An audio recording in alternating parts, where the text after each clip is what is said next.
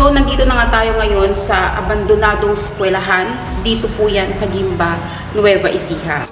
Ano-anong mga kwentong kababalaghan nga ang bumabalot sa eskwelahan na ito?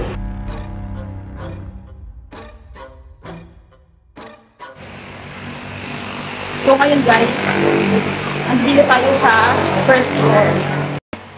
Subukan muna nating i-check bawat classroom kung meron pa rin makapansin.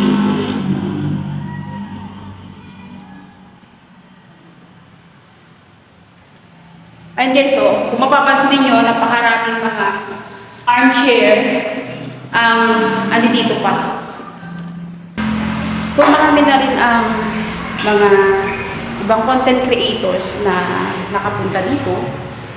At ang iba sa kanila may mga nakaka-capture na mga magpaparamdam gaya ng pag-usog ng mga upuan. So ngayon, susubukan nating pakiramdaman din kung meron din magpaparamdam sa atin.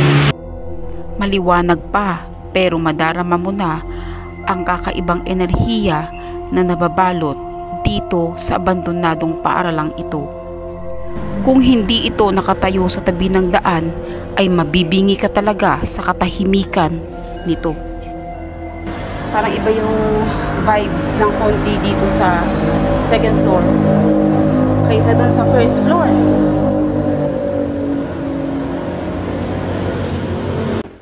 Ayan, same sa baba. Marami din mga armchair dito. Marami ang nangihinayang sa eskwelahan na ito. Ang sabi ng ibang residente dito, sana ay ginawa na lang daw itong paupahan o kaya naman palengke o ospital.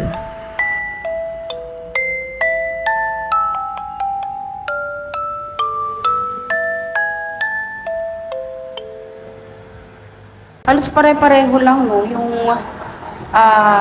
structures ng bawat room. Pare-pareho lang sila ng size. And yung itsura nila ay yung pintuan na dulo to dulo bawat room. Same lang. Okay, meron din palang CR dito. So, pili natin itong CR.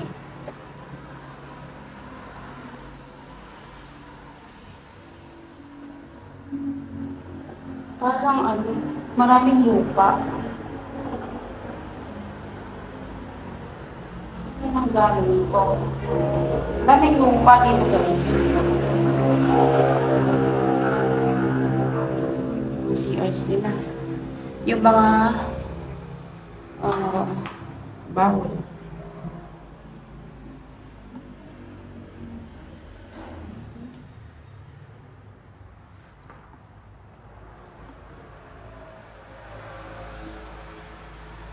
At paglabas ko dito, hindi ko inasahan na meron palang hagdan pababa dito.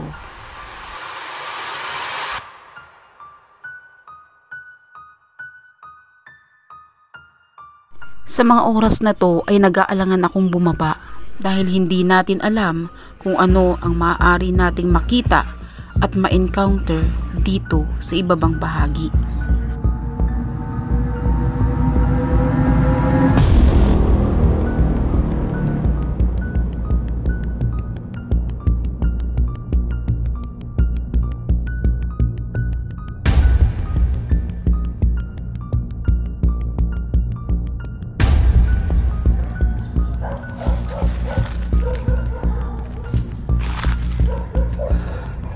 Maluwang na bakanting lote.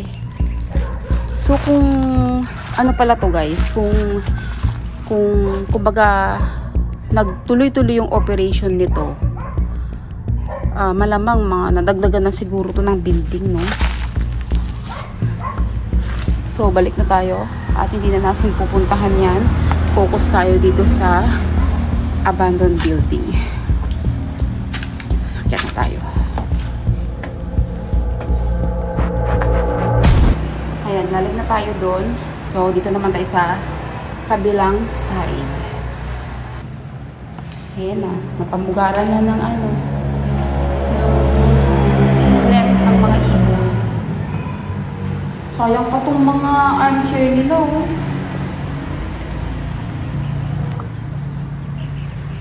Ayun, doon tayo kanina. Ang luwang pa nito, oh. Nakakapanghinayang nga naman talaga. Pero wala tayong magagawa. Siyempre, may mga kanyang-kanyang dahilan yan, di ba? Kung bakit ang isang lugar ay naaabandona.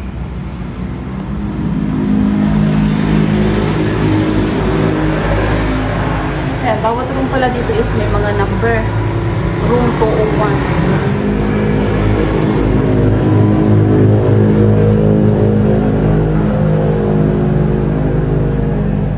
Ayan, dito marami rin. Yung mga ito, plastic armchair. Ang mahal kaya nito. Pwede pa itong mapakinabangan. Grabe. Kung ito dati is school ng mga colleges, bakit kaya hindi na lang gawing ano to, no? School naman ngayon ng mga elementary? Kasi napansin ko parang ang daming bata nga dito sa paligid ng ng building na to. Maraming mga bata ang pwede pang matuto pag nag-operate ito ulit.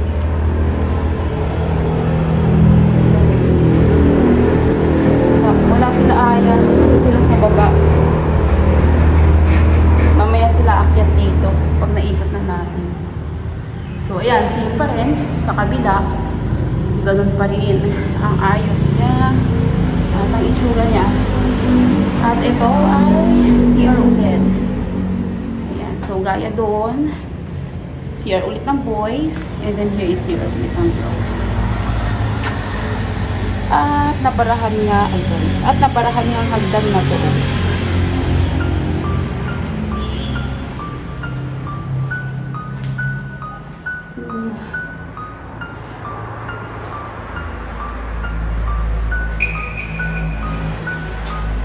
Wow. Bakit may akong share dyan?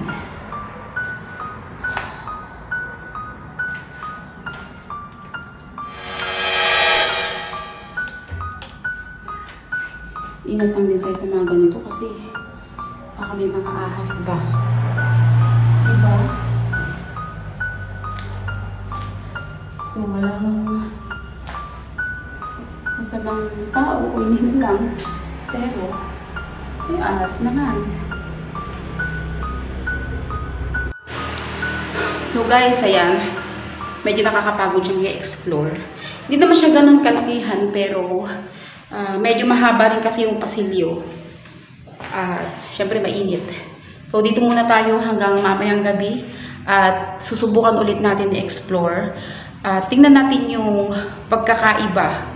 Kung meron nga bang pagkakaiba bukod sa madilim na i-explore natin tong abandoned school. So samahan nyo pa rin kami hanggang mamayang pagkagat ng dilim. Habang inaantay namin ang isa naming kasama, isang pangyayari ang hindi namin inaasahan.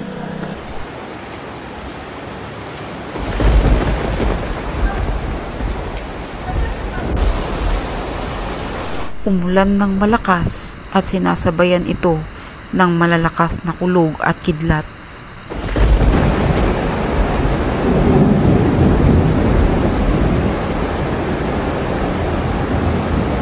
Malakas ang ulan guys. Kumukulgat, kumikidlap na din.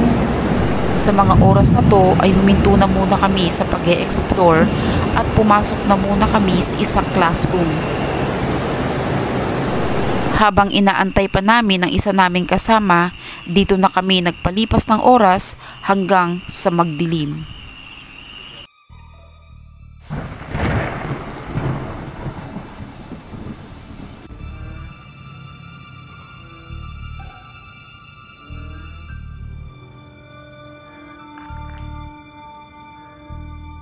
Ito yung pinuntahan natin kanina na comfort room ng mga babae. Ayan. Sabihin natin.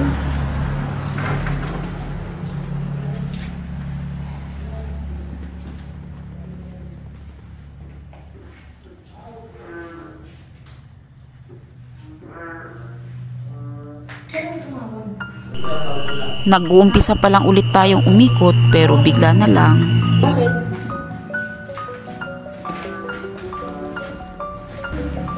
Bakit?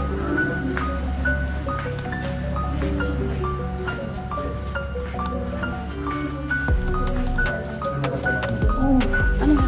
May kilabutan. Lakas ng labot ko. Ano na tayo? Di. Yung ano, lakas pa hanggang batok ko. Bakit? Anong? Hindi, ano eh, pagpasok ko kasi doon. Oh.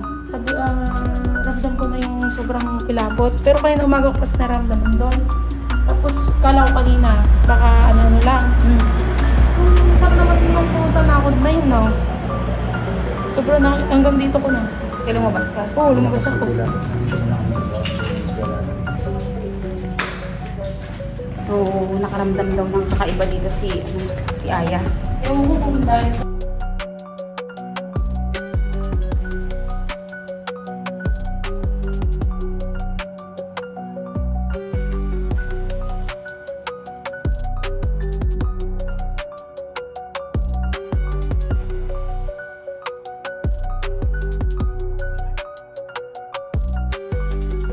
Dito sa kabila niya o dito mismo sa loob?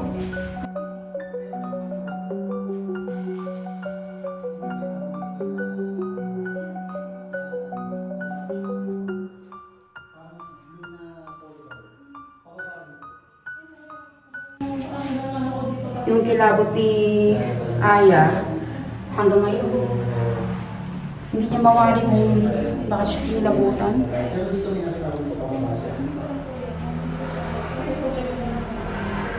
Bigla kasi uminit yung pakiramdam mo eh. Bakit? Lumalamig. Okay ka lang? Kaya pa? Kaya pa ko. Hindi naman masakit ulo mo? Kanina lang, pero ngayon nagka-cramps.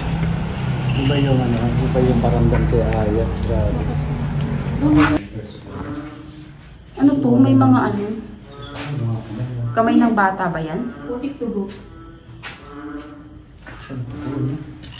Ano ba yan? May mga ano pa rin, siguro may mga tumatambay dito. Oo. Naglaruan siguro ng ano to, mga bata. Maraming malinis. Mga kamay-kamay na nila. sa kalagitnaan ng aming pag-iikot. Kung charge ko yung flashlight ko, number 2 na lang. Na-full charge ka? Kanina, number 9 Sa kanya, to. ang hila na ng flashlight ko. Ha? Aba, Ngayon ko lang ginamit ko. ililigo pa ng ano yung mga ano natin. Oo, talagang na siya. Full charge ko.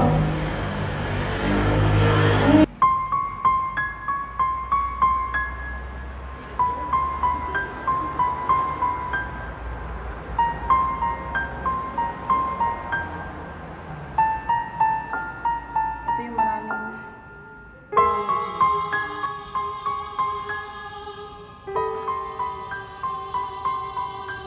ano ba? Naghihigop ng energy? Totoo yung mga sabi-sabi nga ng mga nakapunta rito na nanghihigop ng power ng ano, ng battery. Buka natin. Yan ano nga kung nanghihigop ng power. Ang mas maganda, makakita tayo o magpakita sila sa atin o magparamdam sila.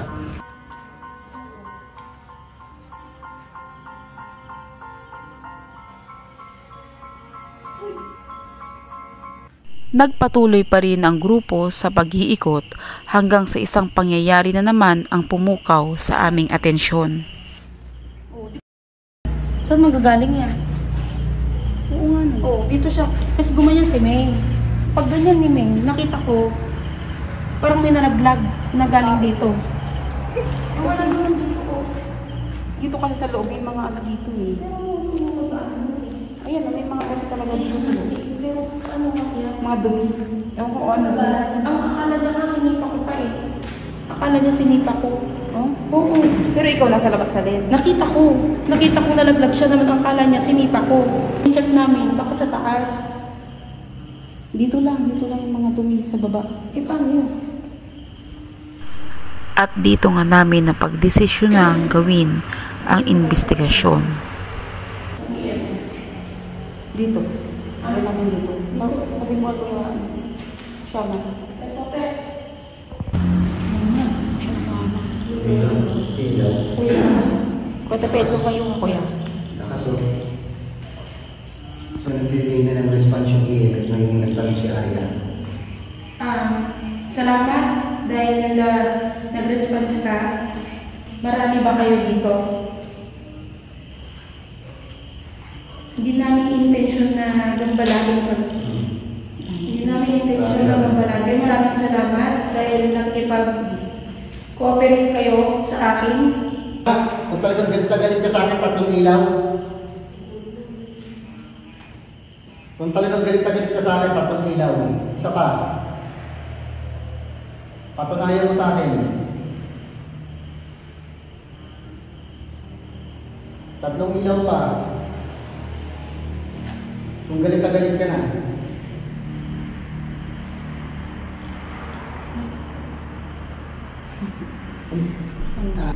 Kaya pa? Ano pa? Nahihilo ka? Nahihilo ka talaga? Suka ako. Sige, suka mo lang. Okay, asa ba yung tubig kayo? Nasa taas ba yun? Ha? Asa may tubig natin? May dala akong asin dyan. Andi dito. Ayos ka lang? Hindi man ako natatakot, pero ba't ganun? Hindi, yung energy kasi nila, iba kasi yun. Nahihigop. Kuha natin, di ba, tubig?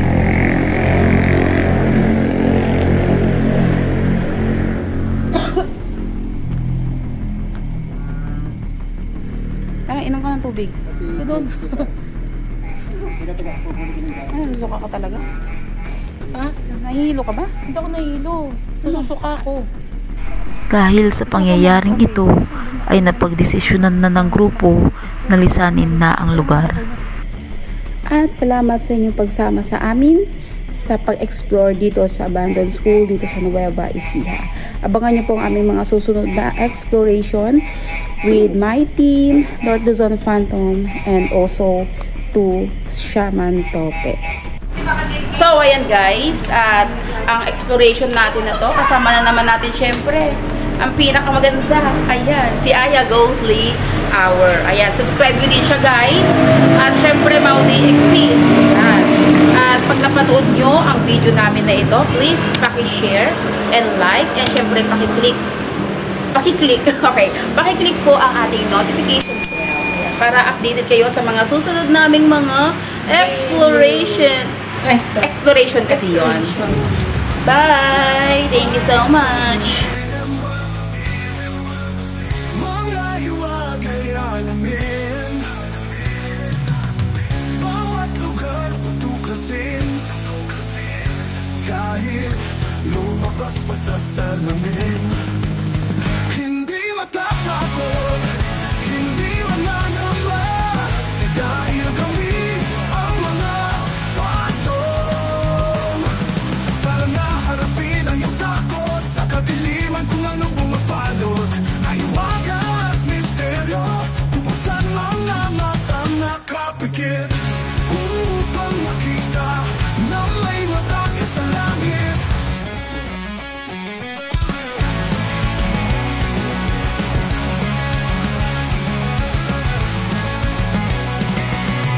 Naglalakbay sa dilim,